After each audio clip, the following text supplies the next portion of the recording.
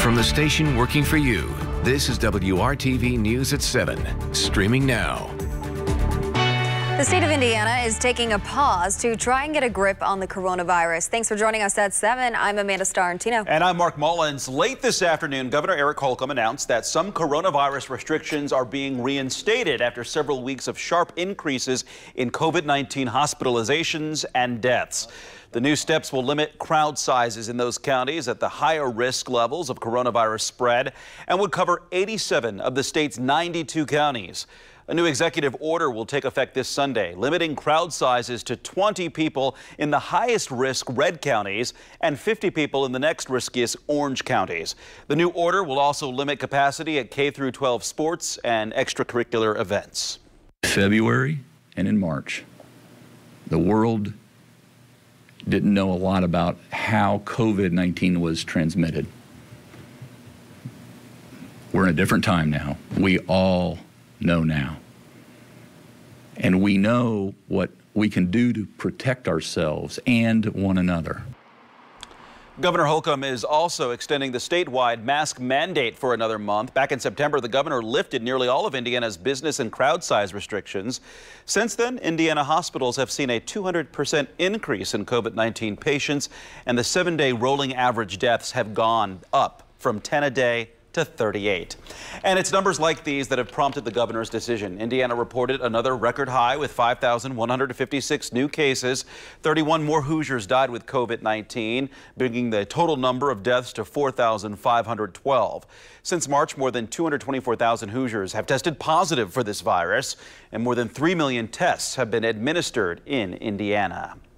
In 2020, the city of Indianapolis has seen more than 200 homicides. According to our records, after another homicide today in Indianapolis, 211 people have been killed this year. Kathy Mann knows the pain violence leaves behind for family members.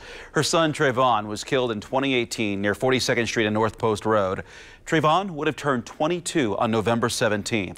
So instead of just doing a balloon release to honor his life, Kathy has organized a gospel jubilee. It's a chance to bring together grieving mothers and have a real conversation. It's going to be exciting. I'm going to shed a few tears, of course, but this time I just want it to be a little more uplifting because, like I said, with the COVID going on and then all the homicides going on and then everything else that's going on in the media, it's just a day of reckoning, a day of just coming together and putting a smile on a mother's face just for an hour or so. I think the message is to remind our children and these young adults that are involved that the pain is real and it doesn't go away. And maybe it'll cause us to consider what we're putting families through before we pull those triggers. The event starts with a balloon release at 12:45 at Hovey Street Church of Christ. The program follows at 1 p.m. Kathy estimates there is space for about 50 people inside the church due to COVID-19. Face masks will be required.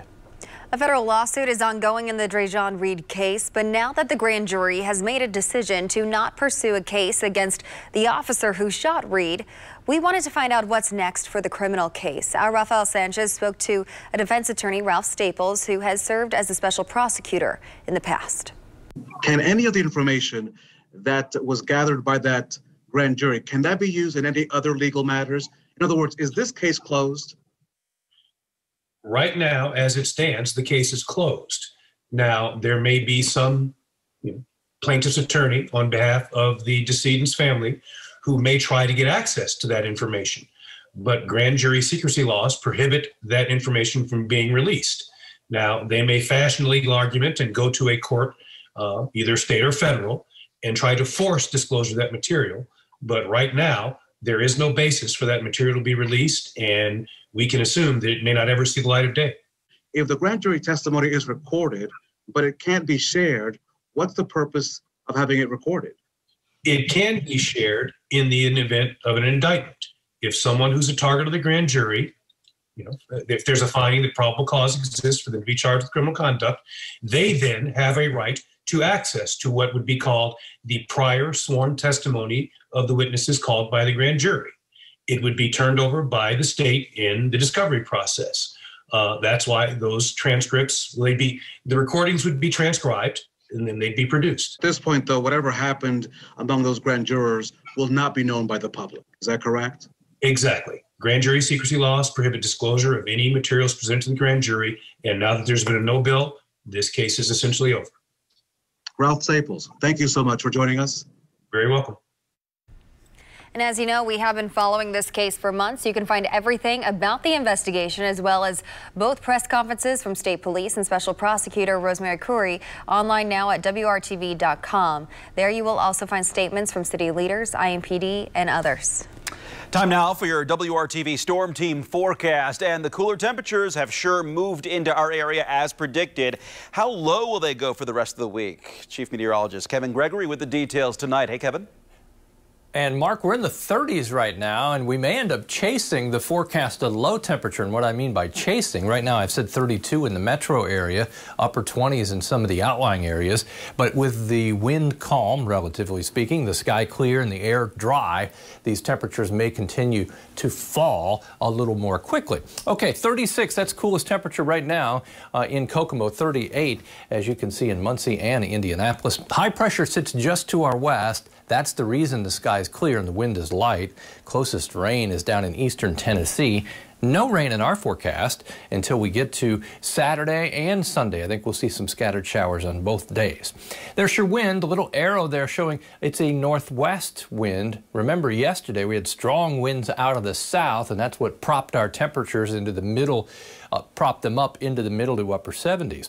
We start cold in the morning. Temperatures make a modest recovery by noon. 48 will be the temperature. And as you look at high temperatures tomorrow from north to south, but about average for this time of the year.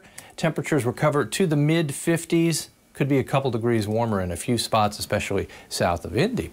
What happens Friday and for your weekend? And we'll discover the pattern even beyond the 7-day forecast. That's all coming up in just a bit. Kevin, thank you. Today is Veterans Day, and people all across Indiana are pausing to honor those who have served our country. In Beech Grove this morning, the city held its annual Veterans Day service outside of City Hall. Veterans are just common people, but they've sacrificed for this country.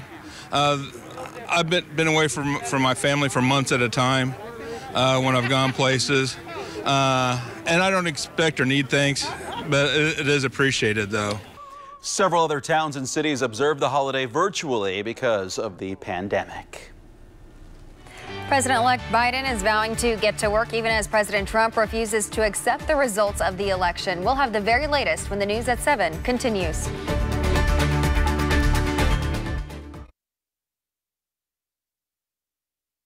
Now to the latest in the tension over the President-elect Biden transition. Donald Trump still refusing to acknowledge his loss 5 days after Joe Biden was projected the winner. President Trump making his first public appearance today in almost a week as the Biden transition team forges ahead. ABC's Rena Roy has the latest from Wilmington, Delaware tonight. Over a week after Election Day and 5 days since Joe Biden was projected the winner, still no acceptance of that result from President Trump and many of his supporters. Mr. Trump made his first public appearance since Thursday, paying his respects on a rain-soaked Veterans Day at Arlington National Cemetery. Ironically, that visit coming just 1 day after he fired his defense secretary. President-elect Biden also attending a memorial for Korean War vets in Philadelphia. As the war dead were being honored, the Trump campaign still falsely claiming without evidence that the election was stolen. Today, a hand recount was authorized in the state of Georgia, where Biden's narrow lead continues to grow, now more than 14,000 votes.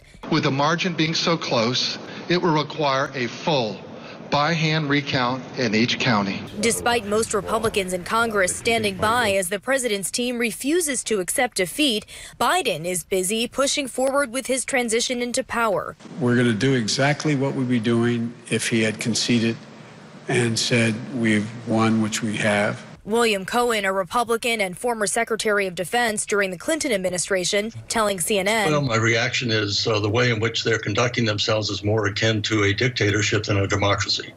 With the rhetoric coming from the president and his supporters, there is concern over the long-term effect this could have on future elections. Rena Roy, ABC News, Wilmington, Delaware.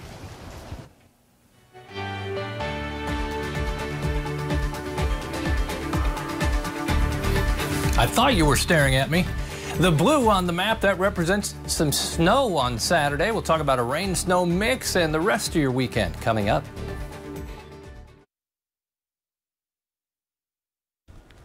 It took 4 days for the Associated Press and other media outlets to call the presidential election for Joe Biden and Kamala Harris. Now, recounts and certification of those results will take a bit longer. Usher Qureshi has more on what comes next and when the final results are expected. 6 feet behind. With races too close to call in Arizona, Nevada, and Georgia, Pennsylvania became the battleground that tipped the Electoral College count in Biden's favor Saturday afternoon. But within hours of declaring victory, adding Georgia and Nevada to the blue column, President Donald Trump released a statement saying, quote, Joe Biden has not been certified the winner of any state. Sure, technically it's true. Certifying election results takes a while. Kira Lerner is the managing editor of VoteBeat, a nonpartisan nonprofit covering election administration and voting. Canvassing is the process of counting the ballots. It's what election officials are doing across the country right now. They're working tirelessly overnight in some cases to make sure that every single vote is counted. And then the certification process, each state has a different deadline. Certification happens after canvassing, whereby election officials verify that every single ballot was counted and there were no clerical errors.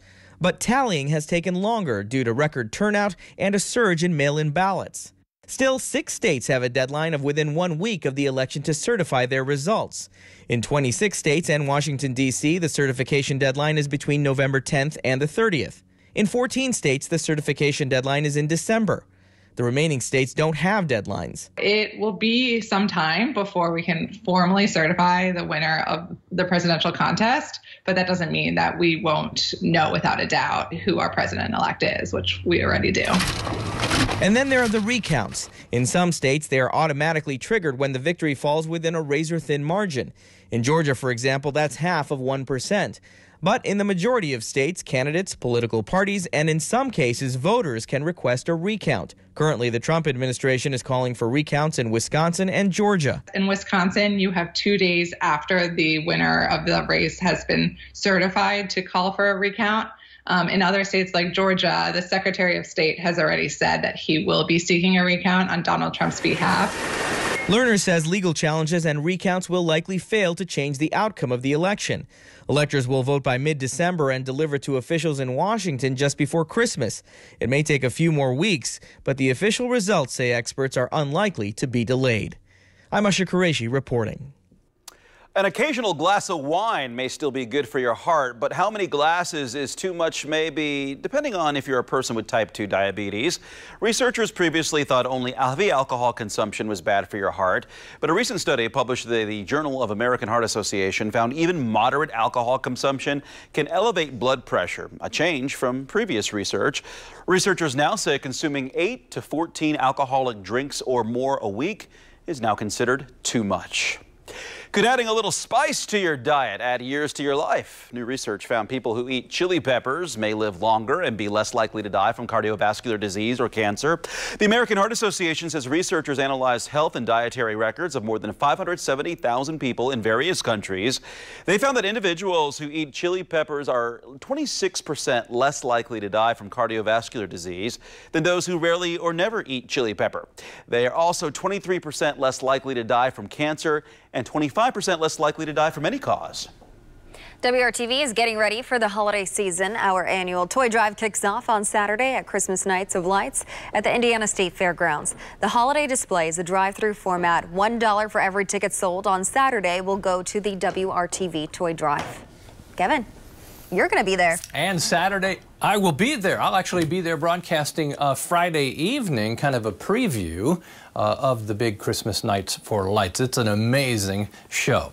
Okay, 2.8 inches of snow. You say, wait a minute, that didn't happen today. You're right, it was a year ago today in Indianapolis. We had just under 3 inches of snow. We got the season started early last year. Typically, it's November 19th that we have our first measurable snowfall in Indy. We could see some snow mixing in with some rain on Saturday, especially during the morning hours.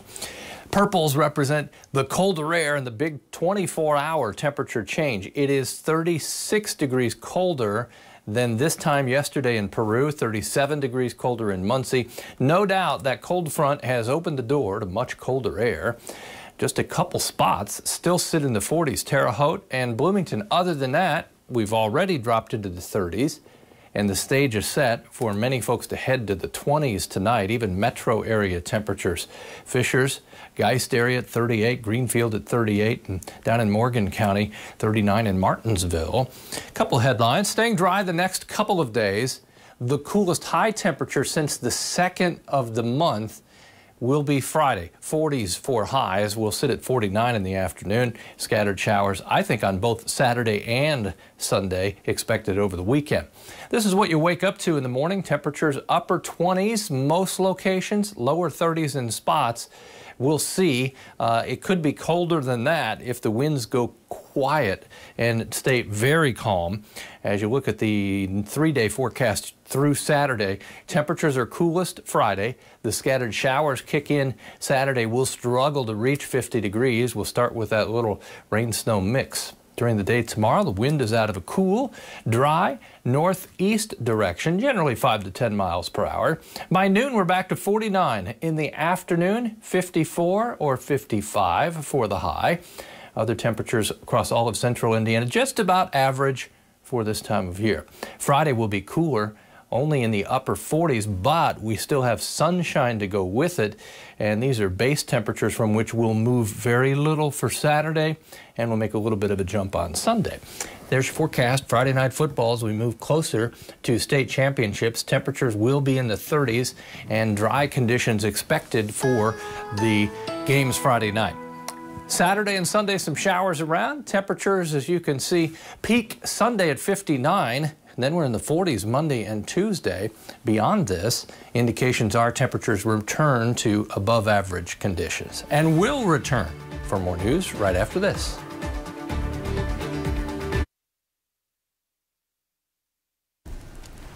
UPS is getting more inclusive. Now workers with the shipping company have more room to do their hair their way. There have been strict rules on people's personal appearance for a while now, especially the delivery drivers. No beards for most employees, and mustaches were limited to above the crease of the lip. Men could not have hair below the collar, and no afros or braids. All of that has been eliminated now, along with gender-specific regulations, including rules like the length of the uniform shorts. Advocates say the move addresses a broader problem of unconscious bias that the rules reflected. The National World War I Museum in Kansas City, Missouri celebrated Veterans Day with a very special legacy jump. It featured an all-veteran parachute team with a veteran from each war from World War II through the Afghanistan and Iraq wars. They landed on the iconic lawn of the Liberty Memorial. The oldest veteran on the jump team was a 96-year-old World War II vet. Way to go there. Hey, if cooking isn't your calling, then preparing a Thanksgiving turkey can be tricky. That's why Whole Foods has teamed up with Progressive to provide their first ever Thanksgiving turkey protection plan. If you have a turkey cooking fail, whether it's overcooked, undercooked, burnt, dried, just doesn't taste right, Whole Foods is offering a $35 gift card as insurance. To be eligible, shoppers have to buy their Whole Foods Market brand turkey between now and November 22nd. Then beginning November 26th through 3 a.m. the next day, be one of the first 1,000 people to submit a claim on the special website if things don't go as planned in the kitchen. If you're looking for an over-the-top gift to put under the Christmas tree, Neiman Marcus has you covered. The retailer released its 94th annual holiday book. It offers customers watches and boots, but the big items are in the fantasy gifts section. People can buy an exclusive Alaskan vacation for just $345,000. The trip is for 6 people and includes a private chef. Other items include a $255,000 travel trailer and nearly $190,000 in exotic jewelry. All right, Kevin, I've got a wish list for you there. Is one of them a bedazzled thermometer? Well, I hope so, and I hope it's at least $300,000. 55 tomorrow. You don't need a thermometer. I'll tell you what it is. Save the cash. Well, thanks for joining us.